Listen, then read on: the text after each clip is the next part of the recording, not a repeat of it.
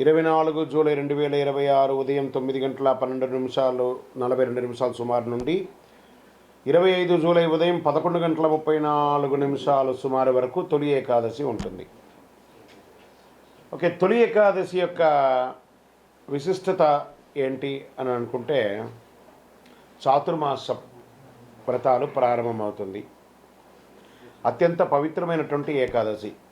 ఈ రోజు నుండి శ్రీ మహావిష్ణువు యోగ నిద్రలో ప్రవేశిస్తారని పురాణాలు చెప్తున్నాయి.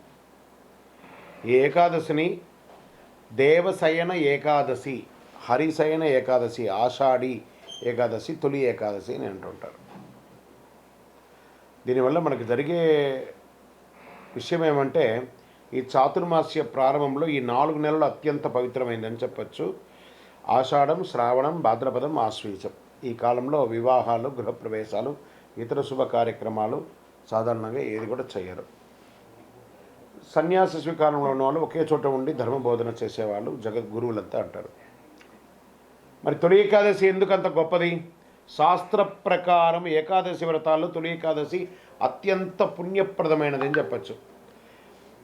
ఈ యొక్క తొలి ఏకాదశిలో చేసినటువంటి జపం కానీ, ధ్యానం కానీ, పూజ కానీ, ఉపవాసం కానీ వేల కోట్ల ఫలితాన్ని అందిస్తుందని చెప్పడం జరుగుతుంది. సరే, దీనికి ఏమైనా పురాణాలతో ఎవిడెన్స్ ఏమైనా ఉందానంటే, ఒకసారి దేవతలు, ఋషులు శ్రీ మహావిష్ణువు ప్రార్థించారంట. అప్పుడు మహావిష్ణువు ఇలా అన్నారు: ఆషాఢ శుక్ల ఏకాదశి నుండి కార్తీక శుక్ల ఏకాదశి వరకు నేను యోగ నిద్రలో ఉంటాను. ఈ కాలంలో నా భక్తులు ఉపవాస పూజలు, జపం, దానం చేస్తే వారికి అనంత పుణ్య ఫలితాన్ని నేను అందించగలను అని అన్నారన్నమాట. అప్పటి నుండి ఏకాదశి దేవశయన ఏకాదశిగా నిర్ణయించడమైంది. సరే, మనం తొలి ఏకాదశి రోజు ఏం చేయాలి? బ్రాహ్మీ ముహూర్తంలో లేవాలి, స్నానాలు చేయాలి, ఇంటిని శుభ్రపరచుకోవాలి, విష్ణుమూర్తి చిత్రాన్ని లేదా విగ్రహాన్ని అలంకరించి పూజ చేయాలి, ఏదైనా దేవాలయానికి వెళ్ళాలి. పూజలో తప్పకుండా తులసి దళం ఉండేటట్టుగా చూసుకోండి. చక్కెర పొంగలి నైవేద్యం పెట్టడానికి ప్రయత్నం చేయండి. అందులో ఏ విధమైనటువంటి మంత్రం చెప్పుకుంటే బాగుంటుందంటే, అష్టాక్షరిణ మంత్రం. ఓం నమో నారాయణాయ, ఓం నమో భగవతే వాసుదేవాయ అని చెప్పుకోవచ్చు. ఓం నారాయణాయ విద్మహే వాసుదేవాయ విద్మహే తన్నో విష్ణు ప్రచోదయాత్ అని ప్రార్థన చేసుకోవచ్చు.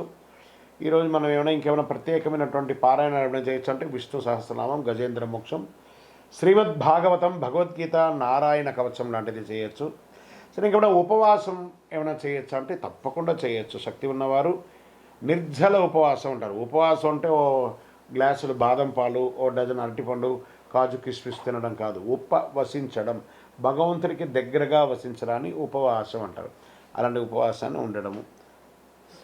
చేయకూడనివి ఏమైనా ఉన్నాయా అంటే కొన్ని మనం పాటిస్తే బాగుంటుంది. మధుమాంసాలకు దూరంగా ఉండడం, కాస్త అబద్ధాలు చెప్పకుండా ఉండడం, కోపం తగ్గించుకోవడం, ఇతరులను అవమానించడం, తులసి ఆకులను రాత్రిపూట కోయడం, అధిక నిద్ర చేయడం అంతా తగ్గిస్తే మంచిది. మరి ఈ రోజుల్లో ఏమైనా దానం చేయొచ్చు అంటే అన్నదానం చేయొచ్చు, వస్త్రదానం చేయొచ్చు, గోదానం చేయొచ్చు, భూదానం చేయొచ్చు, తులసి మొక్క వేయచ్చు, గొడుగు ఇవ్వచ్చు, పాదరక్షలు ఇవ్వచ్చు, నీటి కుండ ఇవ్వచ్చు, భగవద్గీత ఇవ్వచ్చు, విష్ణు చిత్రం వేయచ్చు, తర్వాత విష్ణు సహస్రనామం ఇవ్వచ్చు. ఇలాంటివన్నీ చేయొచ్చు.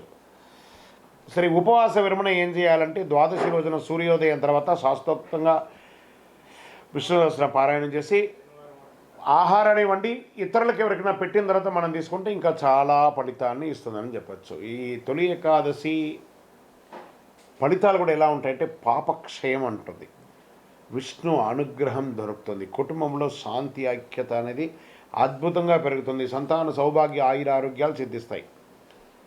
దీంట్లో మొత్తానికి ఈ తొలి ఏకాదశి రోజు మనం అందరం కూడా ప్రార్థన చేయాల్సింది: శాంతాకారం భుజగ శయనం పద్మనాభం సురేశం విశ్వాకారం గగనదర్శం మేఘవర్ణం శుభాంగం లక్ష్మీకాంతం కమనయనం యోగి విద్యానగమ్యం వందే విష్ణుం వైవహరం సర్వలోకైకనాథం అని చెప్పుకోవచ్చు. తొలి ఏకాదశి కేవలం ఉపవాస దివసం మాత్రమే కాదు, భక్తి నియమం, జపం, ధ్యానం ఇవన్నీ చేయడం వల్ల మీరు కోరిన కోరికలన్నీ పొంది అద్భుతమైనటువంటి ఫలితాలు పొందుతారు.